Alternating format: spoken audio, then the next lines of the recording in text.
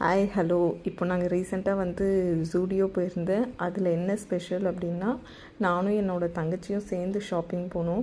ஏன்னா நாங்கள் ரொம்ப வருஷம் ஆச்சு. ஆஃப்டர் மேரேஜ் பார்த்திங்கன்னா, நான் ஊருக்கு போகிறப்ப அவள் அங்கே அவைலபிளாக இருக்க மாட்டா. காலேஜ் படிச்சுட்டு இருந்தா, அதுக்கப்புறம் வேலைக்கு போக ஆரம்பிச்சிட்டா.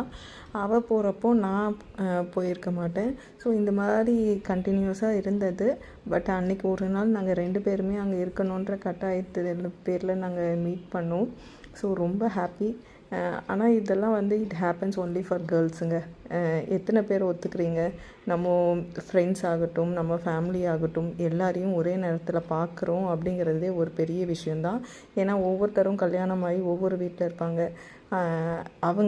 அவங்க வீட்டுக்கு வர்றது அப்படிங்கிறது, எல்லாரையும் மீட் பண்ணுறது அப்படிங்கிறது ரொம்ப பெரிய விஷயந்தான். ஆனால் இது வந்து மென்ஸ்க்கு இந்த மாதிரி நடக்கிறதுக்கு சான்ஸே கிடையாது. மேபி இன் ஃப்யூச்சர் ஜென்ரேஷன் இதெல்லாம் நார்மலாக இருக்கான்னு பார்ப்போம். ஸோ நாங்கள் போயிருந்த கடை பார்த்திங்கன்னா ஜூடியோ. அதில் வந்து அவள் எனக்கு ஏதாவது ட்ரெஸ் எடுக்கணும் அப்படின்னு சொல்லி அவள் பார்த்துட்டே இருந்தாள்.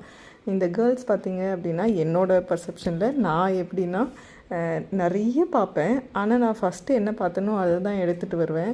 ஸோ நான் ஃபஸ்ட்டு என்ன செலக்ட் பண்ணேன், என்னோடய தங்கச்சியும் ஹஸ்பண்டும் என்ன சஜஸ்ட் பண்ணாங்களோ அதுதான் நான் கடைசியாகவும் எடுத்தேன். இந்த ஒயிட் டாப் எனக்கு ரொம்ப பிடிச்சிருந்தது. பட் என்னோடய சைஸ் இல்லவே இல்லை அங்கே. இப்போல்லாம் எப்படி இருந்தாலுமே சைஸுன்றது கரெக்டாகவே கிடைக்கிறது இல்லைங்க. நம்ம ஏதாவது வாங்கி கஸ்டமைஸ் பண்ணிக்க வேண்டியதாக தான் இருக்குது. ஸோ ஃபைனலி எனக்கு செட் ஆகிற மாதிரி ஒரு டாப் வாங்கிட்டு நாங்கள் ஜூடியோ விட்டு கிளம்பி சாட் சாப்பிட்லான்னு போனோம். பட் நாங்கள் சாப்பிட்ற கடையில் இன்றைக்கி ஆள் இல்லை. அதனால் நேராக வீட்டுக்கு போயிட்டோம்.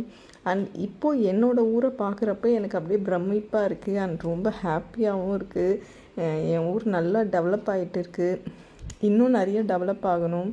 ஏன்னா நான் ஸ்கூல் படிக்கும் போதெல்லாம் வந்து எங்கள் ஊரெல்லாம் பேக்வேர்ட் டவுன் அப்படின்னு சொல்லுவாங்க. நான் இந்த சென்னைக்கு வந்தப்போ கூட என்னையே ஒரு சிலர் சொல்லுவாங்க, அவ்வளோ சின்ன ஊர்லேருந்து வந்து இந்த சென்னையை நீ பெருசாக பார்க்குறியோ அப்படின்ட்டு. அப்படியெல்லாம் இல்லை, எங்கள் ஊர் எனக்கு ரொம்ப சூப்பராகவே இருக்கும்.